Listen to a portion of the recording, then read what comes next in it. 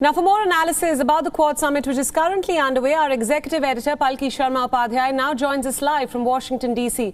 Palki, thanks so much for joining us. You're right in the thick with all the action. The Quad Summit is now underway. We just heard the four global leaders, including Prime Minister Modi, deliver opening remarks, setting the agenda. The words free and open Indo-Pacific stood out. The word China was missing. Climate action and vaccines also dominated discussions. Tell us what you make of the agenda.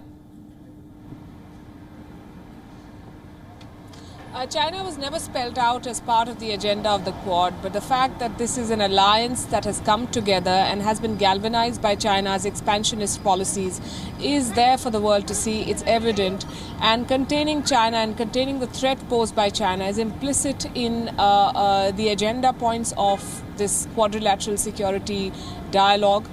The fact that they're talking about free and open Indo-Pacific basically means that this is an alliance that is going to do whatever can be done within its framework to counter China's expansionism and aggression in the Indo-Pacific. The very fact that the region that was once called the Asia-Pacific is now being referred to very consciously for the past decade by all sides as the Indo-Pacific is a clear indication that this is aimed at countering China. So it was always very clear, Priyanka, that the Quad leaders are not going to say the C word, but they're very much going to work towards containing the Chinese threat.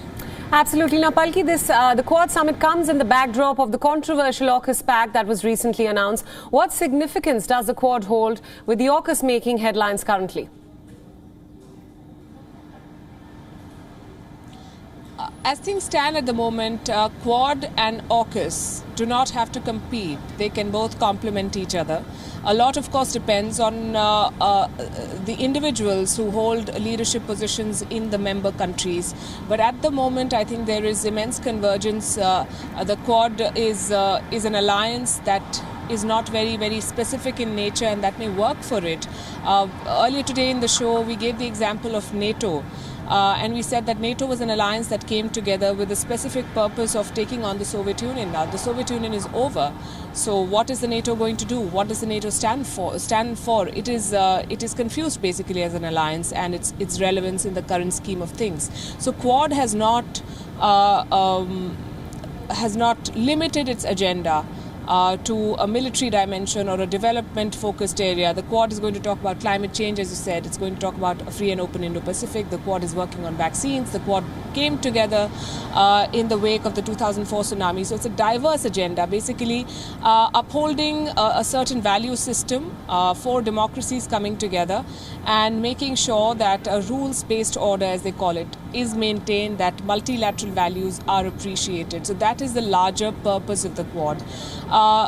The AUKUS, on the other hand, has a very, very narrow role and a specific objective, and that is to counter China militarily, which is why a submarine deal. Some would say that AUKUS is largely basically just another defense deal that is being called an arrangement for a larger strategic purpose. But at the end of the day, the Americans are selling nuclear submarines to the Australians. That's what it boils down to, and they'll all work together and patrol this region and contain China's expansionism. So the Quad and the AUKUS can serve two very different and complementary purposes if things go as planned.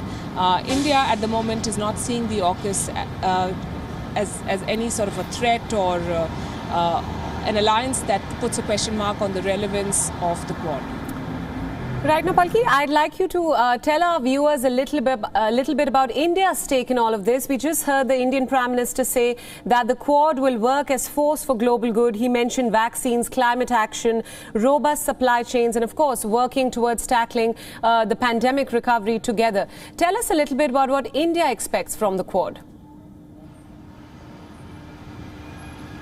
India is going to be central in the Quad scheme of things. You see, India has assets and a very strategic geographical presence in the Indian Ocean region. The US sees India as a counterweight to China. India does not want to be seen in that capacity. India wants to be seen for what it stands for and what it brings to the table, and not as a balancing factor against Beijing.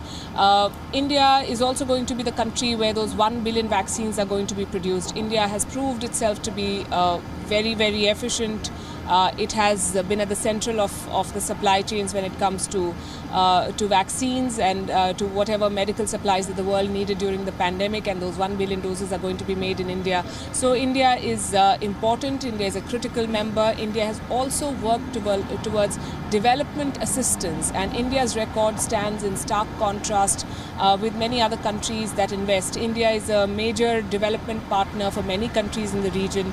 You've seen the kind of work that India did in Afghanistan. Compare that to what the Chinese have been doing. Theirs is a debt diplomacy. India is a development-focused, constructive approach. It works with countries and does not bury them under debt. So when the Quad talks about having an infrastructure plan and bringing an alternative to the table for all these countries that depend on China's BRI for infrastructure development, India is going to be very much part and parcel of what the Quad does. Palki, thank you so much for all your insights on this special broadcast. Thank you so much for joining us. Our executive editor, Palki Sharma Upadhyay, joining us live from Washington, D.C. WION World is One is now available in your country. Download the app now and get all the news updates on the move.